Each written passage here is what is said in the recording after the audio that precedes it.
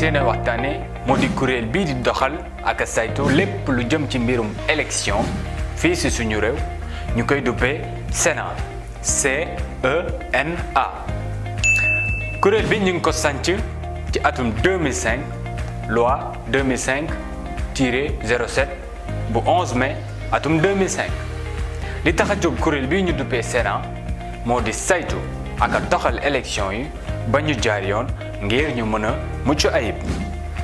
njiitam ñu ngi ko tabb ci juróom-benni at ci 45 commission départementale yi ëmb Sénat juróomi membre ñoo sekk commission bu nekk.